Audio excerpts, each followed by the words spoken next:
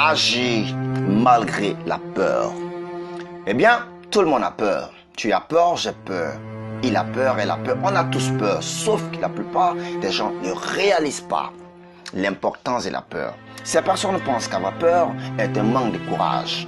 Elles pensent qu'avoir peur veut dire être lâche ou manquer de courage. Mais ce n'est pas du tout le cas. Dans tous les cas, avoir peur peut être utile pour survivre, mais aussi pour réussir. Avoir peur peut être utile pour réaliser des choses extraordinaires parce qu'on ne fait pas des choses idiotes, des conneries, parce qu'on ne se précipite pas. Tu ne tentes pas des choses qui risquent de te décourager à jamais. Avoir peur n'est pas forcément une mauvaise chose ou un mauvais signe. Avoir peur est un signe de maturité. Si tu es devant une falaise, tu vas sentir de la peur pour ne pas faire des conneries. Si tu es sur le point de prendre un grand risque en investissement, tu as envie d'avoir peur pour peser le pour ou le contre avant de te lancer. Si tu as peur, passe à l'action malgré la peur. La peur doit être un allié et non un frein. La peur peut être pour toi une très bonne chose. La peur peut te montrer le chemin. Le chemin qui te pousse à sortir de ta zone de confort. Le chemin qui t'oblige à devenir une meilleure personne, une meilleure vision, une meilleure version.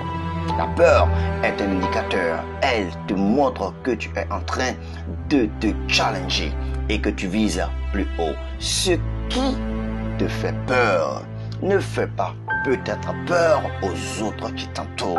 Et ça, c'est parfaitement normal parce que tu n'es pas en compétition avec personne. Tu es en compétition avec la personne que tu étais hier. Tu veux devenir meilleur que cette personne-là. Et rappelle-toi des choses qui te faisaient peur dans le passé lorsque tu étais encore bébé, jeune ou adolescent. Ça dépend de la position. Ces choses ne te font probablement plus peur car tu as évolué. Tu es devenu plus fort, plus persistant, plus percutant.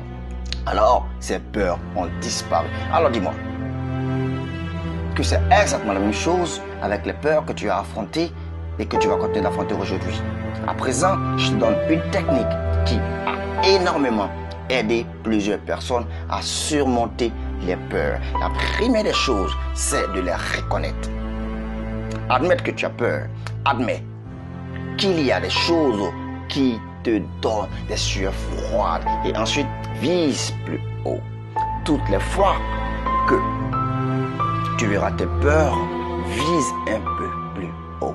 Toutes ces choses qui te font peur, si tu as peur de parler, par exemple, à un inconnu, visualise, regarde-toi, vois-toi en train de parler à un groupe d'individus. Définis comme objectif de parler à un groupe. Et si tu as peur de prendre la parole devant un petit groupe de personnes, visualise-toi en train de parler devant une grande audience, une centaine de personnes, des milliers de personnes, des milliers de personnes.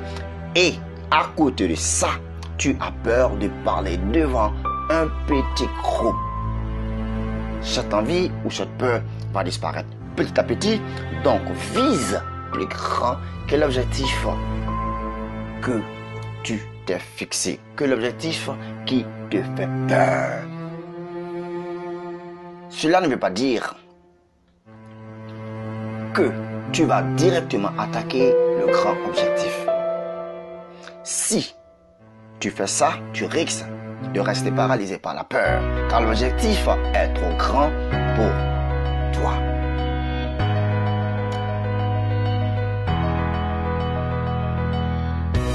Alors, ne minimise pas ton but ou l'importance du petit objectif en le comparant à un objectif plus ambitieux.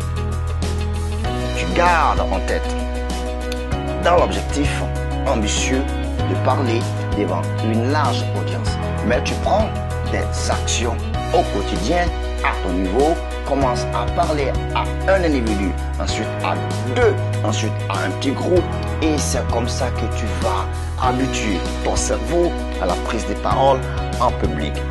C'est ça, tu peux le faire. Tu vas surmonter la peur sur la route de certains objectifs. La peur est là pour te montrer que tu es sur le bon chemin. Il faut que tu commences à être confortable.